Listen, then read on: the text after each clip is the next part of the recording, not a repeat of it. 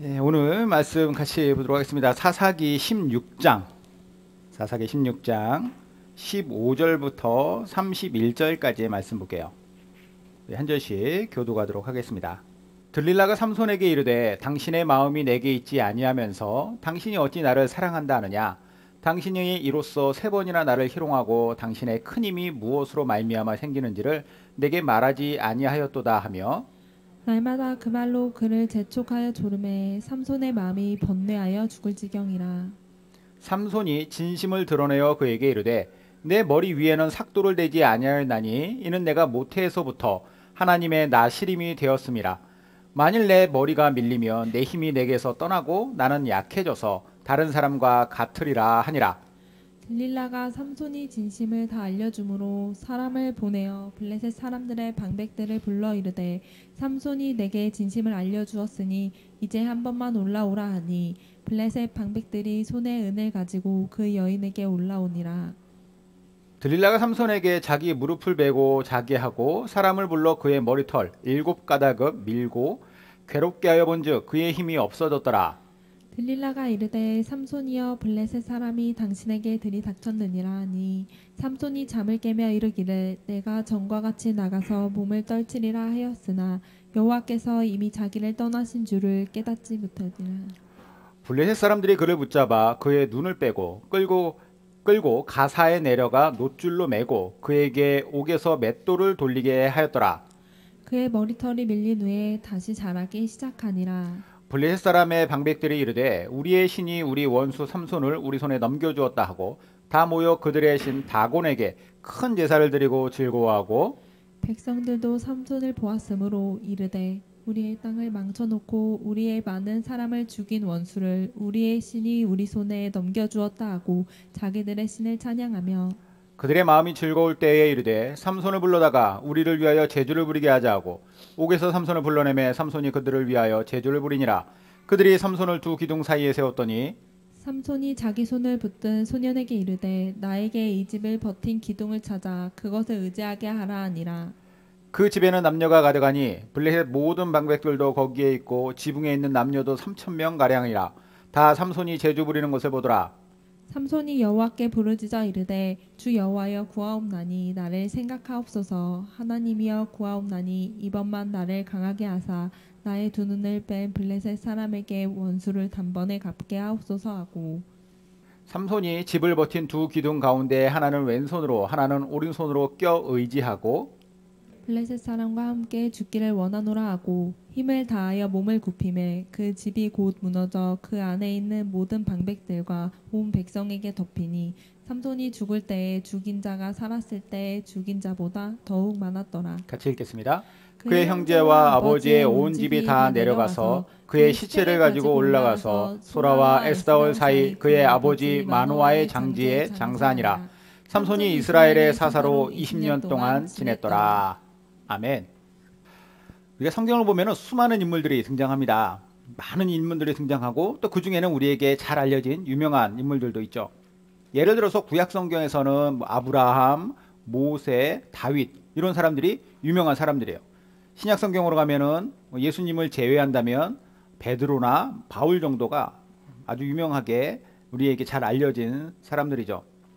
이 사람들은 성경에 등장하는 지분도 매우 큽니다. 그래서 신구약 여기저기에 그들의 이름이 있고 또 그들의 행적이 있어요. 그러다 보니까 설교할 때도 많이 언급되는 인물들이 바로 이런 사람들이죠. 그런데 이런 사람들과 달리 성경에 아주 잠깐 등장하고 말지만 그 사람의 임팩트가 매우 강한 사람들이 있어요. 저는 그 대표적 인물이 오늘 본문의 삼손이 아닐까 생각을 합니다. 인류 역사상 가장 강한 인물, 가장 강한 힘을 가졌던 사람이 삼손이죠. 삼손은 사사기 14, 15, 16장이 단 3장에만 등장하는 인물이에요. 그럼에도 그의 이름을 모르는 사람들이 거의 없죠. 세계에서 가장 유명한 여행용 캐리어 만드는 회사가 미국의 샘소나이트라고 하는 회사잖아요. 이 삼손의 이름에서 유래한 회사입니다. 삼손처럼 튼튼한 가방을 만들겠다. 그런 의미겠죠. 이처럼 아주 강하기로 유명한 삼손. 이 삼손은 이스라엘의 사사시대 말기에 태어난 사람이에요. 사사기를 보면은 총 12명의 사사가 있는데 그 12명 중에서 제일 마지막 사사가 바로 이 삼손입니다. 12번째 사사. 삼손이 활동했던 시기는 연도로 따지면 BC 한 1100년경입니다. 1100년경.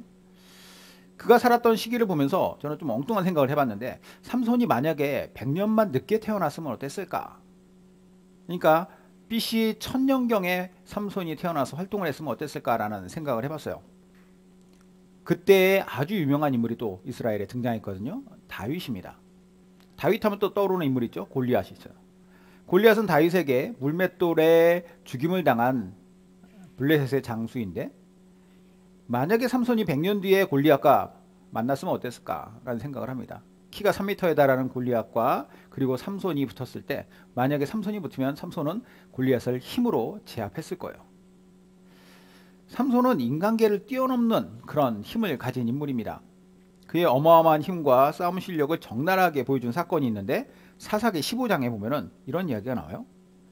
삼손이 나귀의 새 턱뼈를 보고 손을 내밀어 집어들고 그것으로 1000명을 죽이고 이르되 나귀의 턱뼈로 한 더미 두 더미를 쌓았으며 나귀의 턱뼈로 내가 1000명을 죽였도다. 예전에 어떤 영화에서 자기가 17대1로 싸워서 뭐 이겼다라고 하는 허풍을 떠는 그런 캐릭터가 있었는데 삼손은 17대1도 아니고 100대1도 아니고 1000대1이에요. 말이 안 되죠. 무슨 기관총을 들고 싸운 것도 아닌데 어떻게 1000명을 이길 수 있었는가. 그것도 제대로 된 칼이 아닌 나귀의 턱뼈, 새 턱뼈라고 나오는데 이게 거짓말이 아니라는 거 확실한 것은 만약에 오래된 턱뼈였으면 다 부서졌겠죠. 나귀의 이 단단한 턱뼈를 들고 자신에게 달려오는 블레셋 사람들을 1000명이나 죽였다. 우리로 치면은 일제강점기에 일본군이 1000명과 싸워서 이긴 거예요. 왜냐하면 이 당시 이스라엘은 블레셋에 의해서 고통을 당하던 블레셋이 이스라엘을 다스리던 점령했던 그런 시기였기 때문입니다. 그럼에도 불구하고 삼손은 그런 블레셋 사람들을 이렇게 1000명이나 쳐서 죽일 정도로 어마어마한 그런 싸움의 용사였는데 그는 어떻게 해서 이런 힘을 소유할 수 있었는가? 자, 성경은 그가 태어날 때부터 그렇게 힘이 강한 자로 태어났다라고 이야기를 합니다. 하나님께서는 이 당시에 이스라엘이 블레셋에 의해서 지배를 당하는 그 이스라엘을 구원하시기로 작정을 하셨는데 이 계획을 실현한 인물로서 단지파의 마노아의 아들로 한 아기가 태어나게 하세요. 자, 사사기 13장을 볼까요? 이스라엘 자손이 다 여호와의 목전에 악을 행하였으므로 여호와께서 그들을 40년 동안 블레셋 사람의 손에 넘겨주시니라. 소라 땅의 단지파의 가족 중에 마노아라 이름하는 자가 있더라. 그의 아내가 임신하지 못함으로 출산하지 못하더니 여호와의 사자가 그 여인에게 나타나서 그에게 이르시되 보라 내가 본래 임신하지 못함으로 출산하지 못하였으나 이제 임신하여 아들을 낳으리니 그러므로 너는 삼가 포도주와 독주를 마시지 말며 어떤 부정한 것도 먹지 말지니라. 보라 내가 임신하여 아들을 낳으리니 그의 머리 위에 삭도를 대지 말라. 이 아이는 태에서 나옴으로부터 하나님께 바쳐질 나시림이 됨이라. 그가 블레셋 사람의 손에서 이스라엘을 구원하기 시작하리라 하시니. 자, 자주 들어보셨겠지만 이 삼손이 태어나던 그 시기에 이스라엘은 이스라엘 그 사사 시대 전체에 걸쳐서 나타나던 영적인 사이클의 그 한 축을 보여주고 있었던 시대였습니다. 1절에 보면 이스라엘 자손이 다시 여호와의 목전에 악을 행하였다. 그러니까 하나님을 배반하고 나쁜 짓을 하고 악한 행위를 했을 때 하나님은 그들에 대한 징계를 내리세요. 그 징계는 어떻게 하시느냐? 하나님의 보호하시는 손길을 거두심으로 말미암아 주변에 그들의 적대국들이 그걸 쳐들어와서 이스라엘을 막 괴롭히는 거예요. 뭐 다른 민족들 뭐 아람도 괴롭혔었고 모압도 와서 괴롭혔고 그랬었지만 이 시대는 특별히 블레셋이라고 하는 나라가 와서 이스라엘을 괴롭혔죠. 이스라엘을 이렇게 괴롭히니까 이스라엘은 자신들의 잘못을 뉘우치고 하나님 앞에 우리를 구원해 달라라고 회개를 합니다. 그러면 하나님께서 그들의 기도를 들으시고 그들을 구원하시기로 작정하시죠. 그리고 어떤 방식으로 그들을 구원하시느냐? 사사라고 하는 하나님의 대리자를 세우세요. 그래서 그 사사라고 하는 하나님의 대리자가 그들을 외세로부터 보호해주고 그들로 하여금 이기게 하여서 하나님께서 그들을 다시 회복시키신다. 이게 바로 이스라엘 안에서 사사시대에 나타났던 영적인 사이클이에요. 근데 이게 계속 반복이 되는 거죠. 그러니까 아까 1절에 또다시 그들이 하나님 앞에 범죄했다라고 나오죠. 그러니까 좀 좋아진다 싶으면 또다시 범죄하고, 그러다가 또 회개하고 돌이키면 또 하나님께서 사사를 통해 구원하시고, 그러면 또다시 그들이 또 범죄하고, 이렇게 계속 왔다 갔다 하는데, 당시 이스라엘의 상황은 죄악의 결과로 블레셋에 무려 40년이나 통치를 당하던 그런 가장 밑바닥을 치던 시기였다라는 것이에요. 이전 시대에도 그러셨던 것처럼 하나님은 이스라엘을 구원하시기로 작정을 하시는데, 이번에는 아주 특이한 방식을 사용하십니다. 앞선 11명의 사사들은 다 뭐냐면 창성한 사람들을 사사로 부르셨어요. 그런데 이번에는 아예 사사의 직분을 감당할 아기가 태어나게 하시는 거죠. 여기에다가 특이점이 또 하나 있는데, 이 삼손 시대의 분위기입니다. 그러니까 이 시대는 다른 시대와 좀 다른 분위기가 있어요. 이게 뭐냐면, 당시 이스라엘 사람들이 블레셋에 의해서 점령을 당하고 그들에게 압제를 받는 상황이긴 했지만, 고통으로 울부짖으면서 하나님한테 구원해달라고 막 그러던 시기는 아니었다라는 거예요.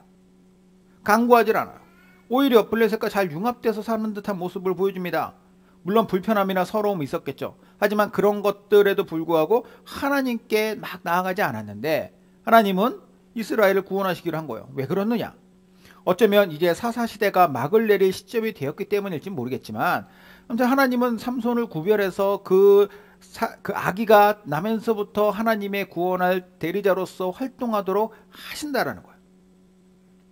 그러면 삼손이 태어난 가정의 환경은 어땠느냐? 자, 오랫동안 아들을 낳지 못했던 그런 가정이었어요. 이 가정에 천사가 가서 아들을 낳을 것이다. 그리고 이 아기가 태어나면 어떻게 하라고 하냐면, 하나님께 거룩하게 구별된 나시린으로서, 나시린 이제 구별된 사람, 하나님 앞에 하나님의 목적을 위하여 하나님의 뜻 가운데 구별된, 어려서부터 그렇게 살아야 되는 거예요. 자, 이 나시린으로 잘 키우라고 알려주죠. 얘는 장차 블레셋으로부터 이스라엘을 구원할 자라고 알려줬습니다. 자, 그렇게 삼손이 태어났으면 당연히 부모님은 어떻게 했을 거예요? 어려서부터 삼손에게 너는 이런 아이야, 너는 이렇게 살아야 돼 라고 하는 것을 계속 이야기했을 겁니다.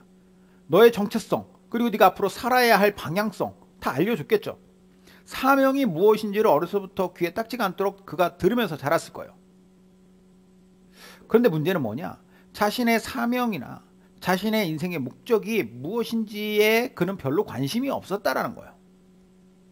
자기 타고난 힘만 믿고 본능대로 살던 개차반이 바로 삼손이었다라는 거죠. 대표적인 일화로 삼손이 블레셋 여자한테 첫눈에 반했어요. 그래가지고 이 여자하고 결혼을 하겠다고 아버지를 쭈릅니다. 아버지가 또 삼손을 어째 해보지 못하고 그 아들을 데리고 그 블레셋의 집에, 그 여자의 집에 가서 청혼을 하러 가요. 가는 길에 삼손 부자가 젊은 사자를 만나죠. 그 사자가 와서 사람을 공격하려고 했을 때 삼손이 어떻게 했냐면, 그 사자를 마치 어린 염소 새끼를 찢어 죽이듯이 찢어 죽였다라고 나옵니다. 뭐 힘이 엄청 세니까 그랬겠죠. 자, 그렇게 하고 나서 얼마 뒤에 다시 이제 삼손이 그 길을 지날 일이 있었는데, 이 죽은 사자의 시체에 벌들이 그러니까 벌집을 거기다 지은 것 같아요. 꿀을 모은 걸 보고 삼손이 그것을 손으로 떠서 먹는 장면이 나옵니다. 그러니까 이런 행동은 뭐냐면, 부정한 시체를 만지면 안 된다라고 하는 나시린의 규례를 정면으로 어긴 거예요. 그러니까 하나님의 말씀이고 뭐고, 그는 그냥 자기의 힘 믿고 자기의 본능에 따라서 그냥 살아가는 거죠. 이방인하고 결혼하는 것도 말이 안 되는 것인데 이방인하고 결혼하려고 그러고, 물론 이제 그 여자랑은 잘 되지 않고 이제 깨졌어요. 그리고 이제 그 다음에 또 어떻게 하느냐? 그 다음에 이제 들릴라라고 하는 여자를 만나게 되는 거죠. 그 여자도 블레셋에, 이번에는 이제 이 여자는 창녀였어요. 자, 힘이 감당하지 못할 만큼 강한 이 삼손은 자신이 살아야 할 삶을 거부한 채로 자기 본능대로 살아가요. 근데 문제는 뭐냐? 이러면은 뭔가 그에게 실패가 있으면은 좀 정신을 차릴 수도 있었을 것 같은데 실패를 안 하는 거예요. 승승장구하는 거죠. 싸움에서 지질 않습니다.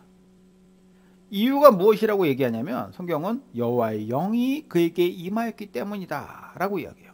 사자와 싸울 때도 그랬고 1000명의 블레셋 군대와 싸울 때도 그래요. 자, 볼까요? 14장에 보면 여호와의 영이 삼손에게 강하게 임하시니 그가 손에 아무것도 없이 그 사자를 염소 새끼를 찢는 것 같이 찢었으나 그는 자기가 행한 일을 부모에게 알리지 아니하였더라. 이게 왜 그러냐면 이제 잔소리 들을까봐 그런 것이죠. 나실이니 그러면 안 된다라고 하는 그 얘기를 듣지 않으려고. 자, 사사기 15장에 삼손이 레이의 이름에 블레셋 사람들이 그에게로 마주 나가며 소리를 지를 때 여호와의 영이 삼손에게 갑자기 임하심에 그의 팔 위에 밧줄이 불탄 삼과 같이 그의 결박되었던 손에서 떨어진지라.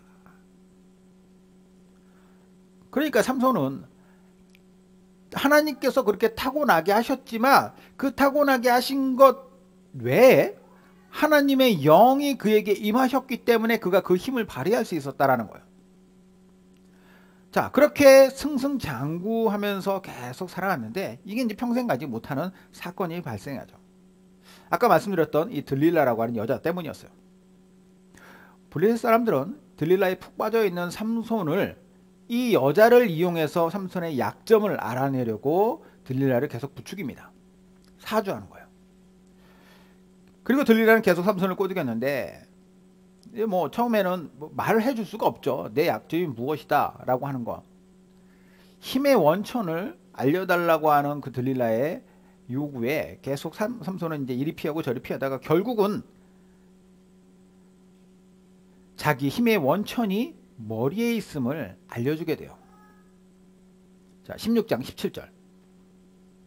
삼손이 진심을 드러내어 그에게 이르되 내 머리 위에는 삭도를 대지 아니하였나니 이는 내가 모태에서부터 하나님의 나시림이 되었음이라. 만일 내 머리가 밀리면 내 힘이 내게서 떠나고 나는 약해져서 다른 사람과 같으리라 하니라. 자, 들릴라의 집요함과 그리고 삼손의 오만함, 어리석은 오만함이 결국은 삼손에게 하나님께서 부어주시는 힘의 원천이 바로 머리에 있다라는 것을 이렇게 드러내게 했죠. 그리고 삼손은 머리카락이 잘리는데 그냥 우리가 생각할 때는 뭐 머리카락 다 잘린 줄 알았는데 아니에요. 이게 삼손의 힘의 원천이 머리에 있다라고 하는 것은 머리카락에 힘이 있는 것이 아니라 그 머리카락을 자르지 않는 순종에 있다라는 겁니다. 자, 그게 19, 20절에 보면 나와요. 19, 20절에 보면은 들릴라가 삼손에게 자기 무릎을 베고 자게 하고 사람을 불러 그의 머리털 7가닥을 밀고 괴롭게 하여 먼저 그의 힘이 없어졌더라. 들릴라가 이르되 삼손이여 블레셋 사람이 당신에게 들이닥쳤느니라 하니 삼손이 잠을 깨며 이르기를 내가 전과 같이 나가서 몸을 떨치리라 했으나 여호와께서 이미 자기를 떠나신 줄을 깨닫지 못하였더라. 앞서 봤던 것과 연결되는 표현이 나오죠. 여호와께서, 앞에서는 여호와의 영이, 그러니까 삼손이 힘을 발휘할 때는 여호와의 영이 그에게 임하였다라고 나오는데 그가 힘을 잃었을 때는 여호와께서 그를 떠나셨다라고 이야기해요. 무슨 뜻이냐? 삼손의 힘의 원천은 단순히 그가 원래부터 강했기 때문도 아니고 그의 머리카락에 힘이 응축되었기 때문도 아니며 오직 여호와께서 그와 함께 하셨기 때문이다 라는 거예요. 이게 중요한 포인트죠. 머리카락은 그가 하나님 앞에 나시는 일인으로서 지켜야만 했던 여러 가지의 것들이 있는데 그 중에서도 이 힘에 관련해서 하나님께서 너와 함께한다 라고 하는 하나님의 가장 핵심적인 마지노선격인 명령이에요. 근데 이것을 어기니 그는 그의 힘을 잃은 것이죠.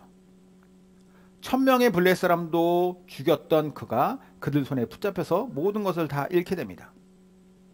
와가지고 혹시라도 이제 또다시 힘이 세질까봐 다시 머리카락 다 밀어버려요. 그리고 평범한 사람이 된 그의 두 눈을 다 뽑아버립니다. 사슬에 묶고 곡식을 가는 커다란 맷돌을 돌리는 그런 일을 하게 하죠. 웃음거리가 됐어요. 그리고 오늘 본문에 보면은 블레셋의 국가신의 이름이 그 나라의 신, 그것은 다곤이라고 하는 신인데 이 다곤 신전으로 그가 끌려가서 축제 제사의 광대가 됩니다. 23절에서 25절.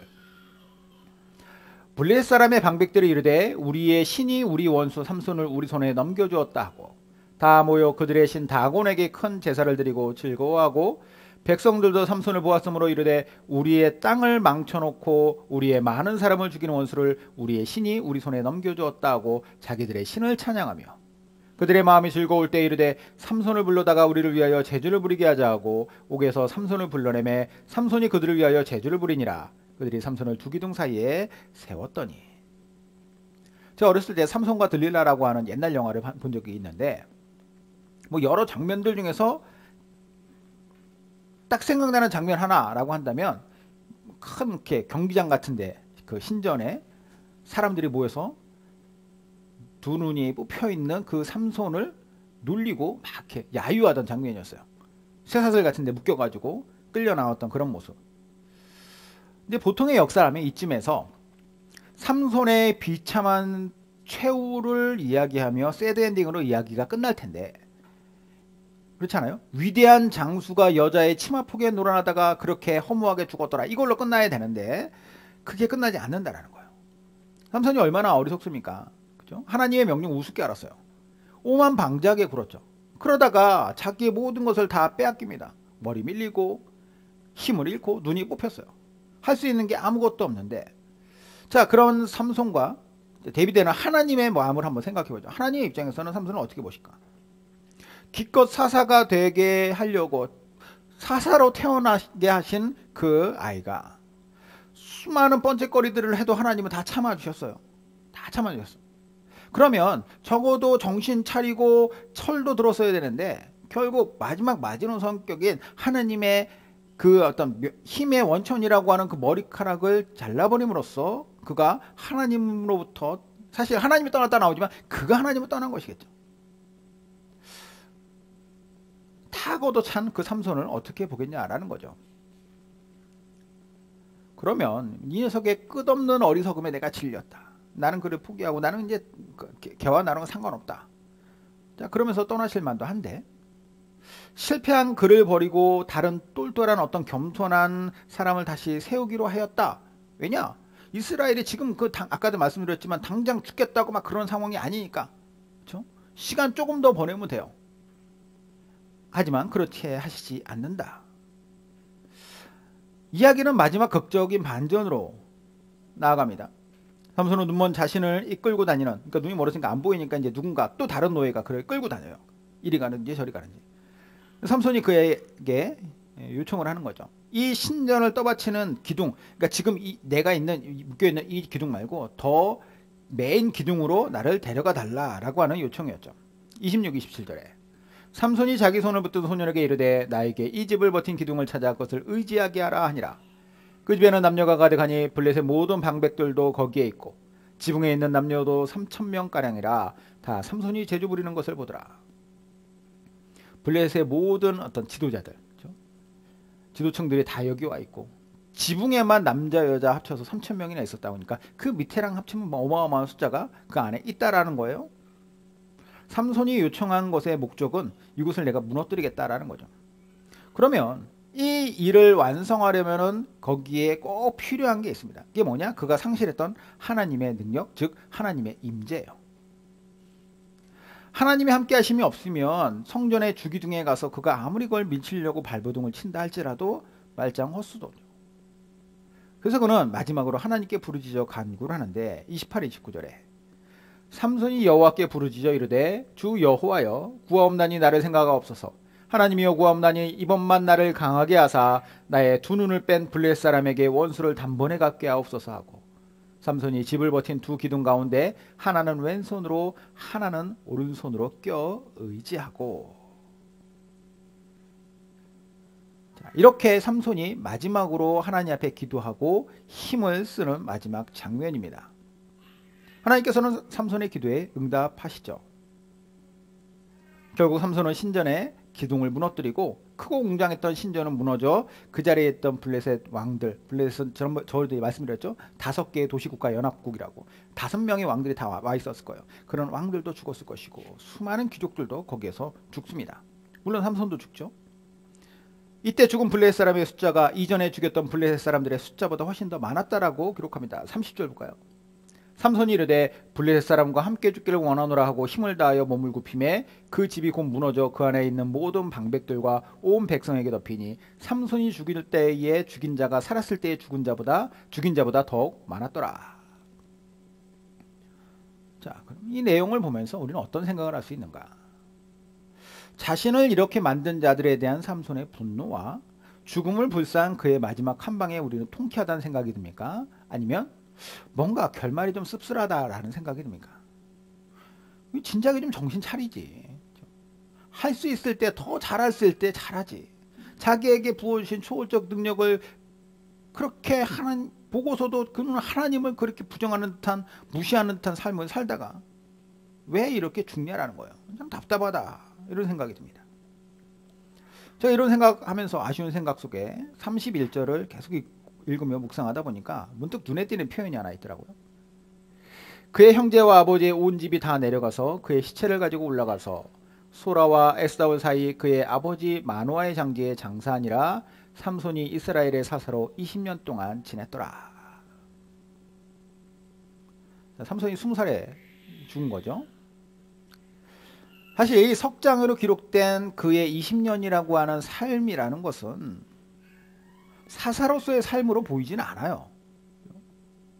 사사가 뭐하는 사람이라고 말씀드렸습니까? 영적으로나 육적으로나 타락과 회복을 계속 반복하는 그 사이클 속에서 타락했을 때 하나님이 이스라엘의 그 위기를 극복하게 하기 위하여서 자신의 대리자로 세워 그들을 구원케 하시는 사람이 사사입니다.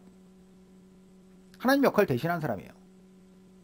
그러면 철저히 하나님의 뜻을 실천해야 되는데 삼손의 20년이 과연 하나님의 뜻을 실천하는 삶이었냐라는 거죠. 전혀 그렇지 않아요. 누가 보더라도 자기 힘만 믿고 부모님 말 안 듣고 속속이고 오만 방자하게 하지 말란지 골라 하다가 이렇게 된 철부지죠.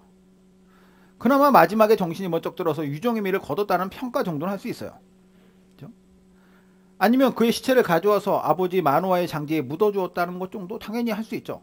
하지만 그의 인생 20년을 사사의 인생으로 평가해 주는 것, 인정해 주는 것은 말이 안 된다라는 생각이 드는데, 근데 이런 생각하는 중에 문득 로마서 8장의 생각이 났습니다. 로마서 8장 이해를 위해서 제가 공동번역도 같이 했는데, 우리가 알거니와 하나님을 사랑하는 자 곧 그의 뜻대로 부르심을 입은 자들에게는 모든 것이 합력하여 선을 이루느니라. 자, 공동번역 볼게요. 하나님을 사랑하는 사람들 곧 하나님의 계획에 따라 부르심을 받은 사람들에게는 모든 일이 서로 작용해서 좋은 결과를 이룬다는 것을 우리는 압니다. 자, 합력하여 선을 이루는 일, 즉 서로 작용하여서 좋은 결과를 이루는 일이란 무엇이냐? 좋은 일만 뜻할까요? 여기엔 좋은 일도 있고 나쁜 일도 있고 이상한 일도 있어요. 이런 일들이 다 결합되어서 결국은 이 모든 일들이 같이 어디로 나아가느냐? 좋은 결과로 나아간다, 선으로 나아간다라는 것이 하나님의 뜻대로 부르심을 입은 자들에게 주어지는 결말이다. 하나님께서는 그들과 함께 하신다라는 거예요. 삼손은 아까 하나님이 택하셔서 그렇게 구별해서 나실인으로 태어나게 하셨다라고 했습니다. 그런 사람을 하나님께서 대하시는 방식을 보니까 그가 하나님의 뜻을 외면하고 심지어 지켜야만 했던 그 마지노선까지도 넘어가는 버리는 짓을 했지만 그를 버리시지 않으셨다라는 거예요. 결국에는 그의 인생 허무하게 끝나지 않도록 하셨다. 사사로서의 사명을 회복할 수 있게 하셨다. 결국에는 합력하여 선을 이루셨다라는 것으로 해석을 할 수 있는 것이죠. 이게 참 놀라운 지점이라고 생각을 합니다. 비록 삼손의 인생은 비참하게 끝나는 듯 보였으나 찬란하게 마무리될 수 있었다라는 것, 이것은 무엇 때문이냐? 하나님이 그를 버리시지 않았기 때문에 가능했던 일이다. 이걸 보면서 우리는 어떤 교훈을 얻을 수 있을까요? 나는 하나님이 택한 사람이니까 마음대로 살아도 돼? 이렇게 적용해야 될까요? 그건 아니죠. 그럼 우리가 이제까지 하나님 앞에 알게 모르게 잘못된 삶을 살았었다면, 이제까지 내가 저질러온 잘못이나 어리석은 실수나 죄악이 있다면 우리를 하나님으로부터 그것들이 버림받도록 하지 못한다라는 사실을 확신하면서 나가야 돼요. 방금 로마서 8장에 합력하여 선을 이룬다라고 하는 이 말씀 봤는데, 이 말씀에서 조금 더 밑으로 내려가면은 8장 38절 39절에 이렇게 기록되어 있습니다. 내가 확신하노니 사망이나 생명이나 천사들이나 권세자들이나 현재일이나 장래일이나 능력이나 높음이나 기품이나 다른 어떤 피조물이라도 우리를 우리 주 예수 그리스도 예수 안에 있는 하나님의 사랑에서 끊을 수 없으리라. 하나님의 선택이, 하나님의 사랑이, 하나님의 사람을 향한 하나님의 그 마음이 얼마나 지독한가, 얼마나 끈끈하고 끊어지지 않는가, 얼마나 질긴가를 이야기하고 있습니다. 누구도 못 끊는다는 거예요. 누구도. 그러면 이런 사랑받는 사람들로서 우리는 어떻게 살면 되느냐? 삼손처럼 마지막 가서야 정신 차리는 것이 아니라 조금이라도 더 빨리 정신 차리는 것이 옳지 않을까요? 저는 삼손이 마지막 가서야 그나마 사사다운 죽음을 맞이했지만 그것보다 훨씬 더 명예로운 사사로서의 삶을 살 수 있었다고 생각합니다. 그게 아쉬운 거죠. 막판에 가서야 정신 차리지 말고 진작 정신 차렸으면 됐다라는 거예요. 무슨 말씀이냐? 하나님의 사람은 비록 비참하더라도 마지막에는 얼마든지 찬란하게 마지막을 맞이할 수 있다는 거예요. 찬란함은 이미 보장해 주신 하나님의 은혜입니다. 그리고 비참함이라는 것은 내가 하나님 앞에 피해야 할 어리석음이에요. 그러니까 인생이 찬란하게 마무리될 그날까지 우리는 어떻게 되느냐? 이 인생을 초라하고 비참한 것이 아니라 행복하고 주의 자녀다운 삶으로 살아가려고 해야 된다는 거죠. 우리의 인생이 그렇게 하나님께서 이끌어 가시는 인생이라는 것을 항상 기억하시기 바랍니다. 찬란함이라고 하는 것은 다 잘했기 때문에 그렇다는 것이 아니라 하나님께서 선택하셨기 때문에 버리지 않는다라고 하는 구원의 확신인 것이고, 그리고 우리가 어리석게 비참하게 살 수 있는 이 삶을 그 하나님의 구원하심에, 그 기대하심에, 또 뜻하심에 합당하게 살아가는 거, 우리가 삼손에게 느끼는 그 아쉬움을 뒤집어서 올바른 삶으로서 우리의 삶을 살아가는 게 바로 우리가 올바로 사는 길이라는 것입니다. 오늘 말씀을 통해서 깨닫는 우리 모두가 이렇게 하나님의 뜻에 합당한 주의 백성 되시기를 주님의 이름으로 축원드립니다. 아멘. 같이 기도하겠습니다.